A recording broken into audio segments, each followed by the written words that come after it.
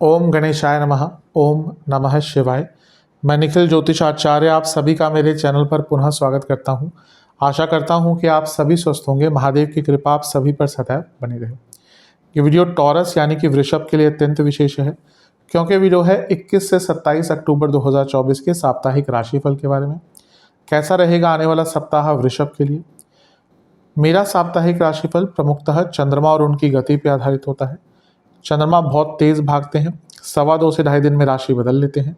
मन के कारक होते हैं, इसलिए उनका डे टू डे एक्टिविटीज़ पर प्रभाव बहुत होता है। और उनकी विशेषता ये होती है कि जिस भी भाव में जाते हैं उसको एक्टिवेट कर देते हैं।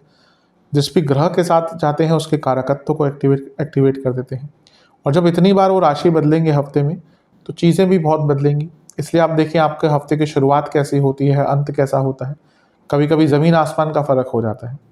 वो इसलिए क्योंकि चंद्रमा का प्रभाव बहुत बदलता रहता है, और इसलिए साप्ताहिक राशिफल की विशेषता बढ़ जाती है। किस प्रकार से अपने आने वाले हफ्ते को थोड़ा सा प्लान आउट कर सकें ज्योतिष के माध्यम से, क्या अच्छा है क्या बुरा है सबको जान सकें, इन सारी ही चीज़ों के लिए साप्ताहिक राशिफल अति विशेष होता है। यदि आपकी लग्न राशि या चंद्र राशि वृषभ है, दोनों ही गाइडेंस के लिए इस राशिफल को देख सकते हैं।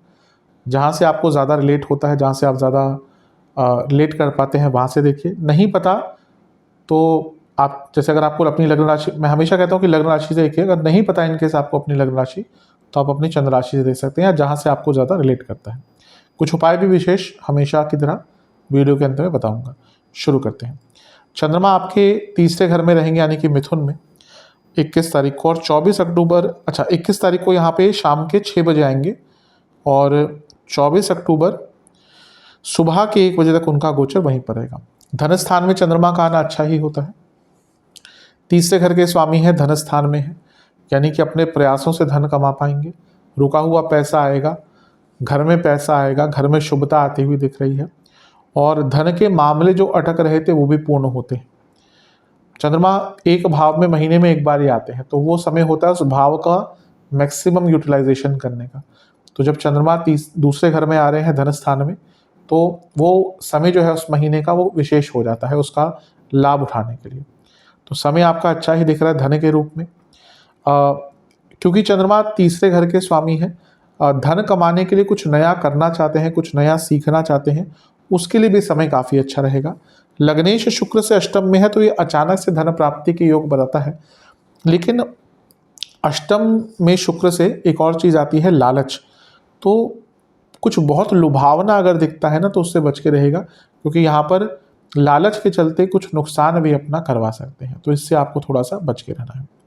नवांश कुंडली कह रही है कि अपनी क्वालिटीज़ पर ध्यान दीजिए, अपने पॉजिटिव चीज़ों पर ध्यान दीजिए, उनको इम्प्रूव करने का समय है। दशांश कुंडली कार्य क्षेत्र में आगे बढ़ने का मौका मिल सकता है, और यात्रा का योग भी बनता है अगर आपके कार्य में यात्रा इन्वॉल्व होती है। तो बिजनेस की जहाँ तक बात है, थोड़ा सा अपने प्रोडक्ट्स में, अपने सर्विसेज में चेंज लाना पड़ेगा, और उस चेंज को स्टार्ट करने के लिए समय अच्छा है। लव लाइफ, बहुत चीज़ें प्रिटेंड कर रहे हैं, बहुत चीज़ें एक प्रकार से साफ नहीं है दोनों के बीच में, तो उन चीज़ों को क्लियर करने की कोशिश कीजिए।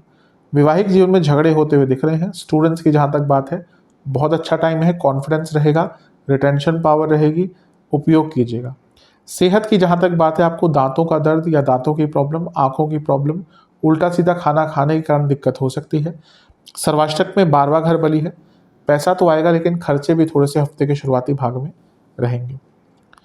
24 अक्टूबर सुबह के करीबन 1 बजे चंद्रमा आ जाएंगे आपके तीसरे भाव में, यानी कि कर्क में, और 26 अक्टूबर सुबह के 10 बजे तक उनका प्रवास यहीं पर रहेगा। चंद्रमा का तीसरे भाव में आना एक प्रकार से अच्छा ही होता है। आपके तीसरे घर के स्वामी है, तो ये और भी अच्छा है। और मंगल के साथ बैठे हैं, जो तीसरे घर में बहुत ही अच्छा प्रभाव देते हैं, ये और भी अच्छा है। तो हफ्ते का मध्य भाग आपके लिए विशेष दिख रहा है। मेंटली कहिए, फिजिकली कहिए, दोनों ही प्रकार की जो आपकी ऊर्जा है वो बहुत स्ट्रांग रहेगी। मंगल 12वें घर के स्वामी भी हैं, और चंद्रमा तीसरे घर के स्वामी हैं। यात्रा के योग बन जाते हैं, किसी धार्मिक जगह पर जाने के योग बन जाते हैं। और अगर आप विदेश यात्रा के इच्छुक थे, तो यहाँ पे उसके योग भी बन जाते हैं। चीज़ों को आगे बढ़ाने के लिए, कोई डॉक्यूमेंट अप्लाई करना चाहते हैं, वीज़ा अप्लाई करना चाहते हैं, उन सारी चीज़ों के लिए समय अच्छा होगा। मंगल सप्तमेश भी हैं और अपने से नवम भाव में बैठे हैं और चंद्रमा के साथ आगे जो वहाँ से नवम के स्वामी हैं, यानी कि आपको अपने बिजनेस में भाग्य का साथ भी मिलेगा। ध्यान क्या देना है, नीच के मंगल है तो कम्युनिकेशन पर ध्यान देना है। बहुत जल्दबाजी में कुछ बोल देंगे या कुछ कमिट कर देंगे जो फिर बाद में पूरा नहीं कर पाएंगे और इसके कारण थोड़ा सा बुरा प्रभाव पड़ सकता है। यहाँ पर राहु की भी दृष्टि है और दोनों ही काम त्रिकोण है तो इच्छाओं की पूर्ति दिख रही है, लेकिन पुनः नीच के मंगल और राहु लाभ स्थान से ये दोनों ही इच्छाओं को बहुत बढ़ा देते हैं और इच्छा बढ़ने के कारण व्यक्ति कभी कभी कुछ ऐसे कार्य भी कर बैठता है जो उसकी प्रकृति के विरुद्ध होते हैं। तो थोड़ा सा अपनी इच्छाओं पर नियंत्रण रख पाएंगे तो आपके लिए बहुत अच्छा रहेगा, बहुत विशेष रहेगा। कुछ नया सीखने के लिए समय काफ़ी अच्छा है, उसका उपयोग कीजिएगा। यात्राओं के योग आपके बन ही रहे, जैसे मैंने कहा यहाँ पे जीवन की यात्रा भी आगे बढ़ती है, यानी कि रुके हुए कार्य भी आगे बढ़ते हैं। नवांश कुंडली कह रही है कि भाग्य का साथ मिलेगा और एक दूसरे को समझने का मौका, अपने आप को समझने का मौका मिलेगा। अपने ऊपर कॉन्फिडेंस जो है आपका वो बहुत बढ़ेगा। दशांश कुंडली कार्य क्षेत्र में किसी को दखल अंदाजी मत करने दीजिएगा अपने कार्य में, अपने काम से काम रखिएगा। बिजनेस में तो बहुत अच्छा टाइम है, भाग्य का साथ भी मिलेगा और अटके हुए काम भी पूर्ण होंगे। लव लाइफ अच्छा है टाइम, लेकिन शांत रहिएगा, रिएक्टिव मत रहिएगा ज़्यादा। वैवाहिक जीवन में झगड़े दिख रहे हैं और कुछ लोग हैं जो आप दोनों के बीच में लड़ाई करवा रहे हैं और वो सफलता भी प्राप्त कर रहे हैं क्योंकि आप उस चीज़ को समझ नहीं पा रहे। स्टूडेंट्स की जहाँ तक बात है अच्छा टाइम है, रिटेंशन पावर भी रहेगी, भाग्य का साथ भी रहेगा, फोकस भी रहेगा। सेहत की जहाँ तक बात है, गले के रोग, नसों के रोग, इन्फेक्शन, स्लीप डिसऑर्डर। सर्वाष्टक में आपका लग्न भाव बली है, कुछ महत्वपूर्ण निर्णय लेने के लिए आपका समय बहुत अच्छा है। 26 अक्टूबर सुबह के 10 बजे चंद्रमा आ जाएंगे आपके चौथे भाव में यानी कि सिंह में और 26 अक्टूबर सप्ताह के अंत तक यहीं पर रहेंगे। यहाँ पे थे 24 अक्टूबर सुबह के 1 बजे यहाँ पे आ गए थे और 26 अक्टूबर को सुबह के 10 बजे यहाँ पे आ जाएंगे आपके चौथे भाव में और सप्ताह के अंत तक यहीं पर रहेंगे। थोड़ा गड़बड़ हो गया मुझसे बोलने में, सप्ताह के अंत तक यहीं पर रहेंगे। चंद्रमा का चौथे भाव में आना मिश्रित प्रभाव देता है, कारको भावना शायद दोष उत्पन्न करता है। तीसरे घर के स्वामी का केंद्र में आना यानी कि कुछ प्रॉपर्टी संबंधित कार्य अटक रहे तो उनको पूर्ण किया जा सकता है। गुरु से केंद्र में गजकेसरी योग बन रहा है, ये भी अच्छा है। गुरु आपके लाभ स्थान के स्वामी है और चंद्रमा आपके तीसरे घर के स्वामी है। घर का कोई काम अटक रहा था, फैमिली का कोई काम अटक रहा था, वो पूर्ण हो सकता है। लेकिन चंद्रमा जब भी चौथे घर में आते हैं तो जैसे मैंने कहा कारको भावना शायद दोष, तो वो सेंसिटिव करते हैं चंद्रमा को और शनि की दृष्टि विषदोष बनाती है। तो मेंटली बहुत अच्छा टाइम नहीं रहेगा, बहुत जल्दी हर्ट हो जाएंगे, चीज़ें आपको हर्ट कर देंगी बहुत आराम से, लोगों की बात है हर्ट कर देंगी, सेंसिटिव बहुत फील करेंगे और इसके चलते कुछ गलत निर्णय भी ले सकते हैं।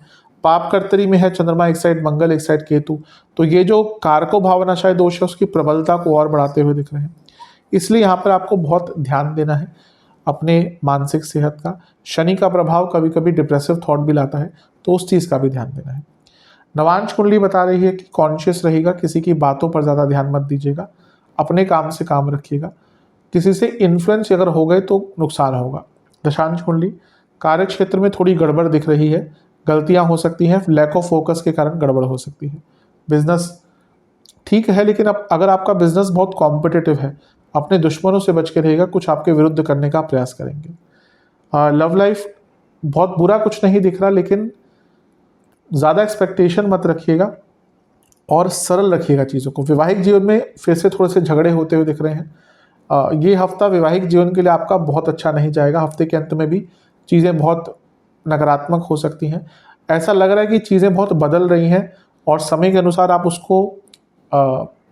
उसके साथ अपने आप को नहीं बदल पा रहे। स्टूडेंट्स के लिए अति विशेष रहेगा, भाग्य का साथ मिलेगा। सेहत की जहाँ तक बात है, कफ रोग, नसों के रोग और पेट के रोग। सर्वाष्टक में आपका चौथा भाव ही बली है। इमोशनली हफ्ते का अंतिम भाग भी काफ़ी वल्नरेबल रहेगा आपके लिए। उपाय के स्वरूप में दुर्गा जी को 2 प्रकार के फलों का और 1 प्रकार के मिठाई का भोग लगाइएगा। एक बार माता की आरती कीजिएगा कपूर के साथ और एक घी का दिया भी अर्पण कीजिएगा। ये उपाय कर लेंगे, अवश्य आपका हफ्ता अच्छा जाएगा। आशा करता हूँ कि वीडियो काम आएगी। चैनल पर नए हैं सब्सक्राइब कीजिए, वीडियो को लाइक कीजिए। मिलता हूँ अगली वीडियो में, तब तक के लिए ओम नमः शिवाय।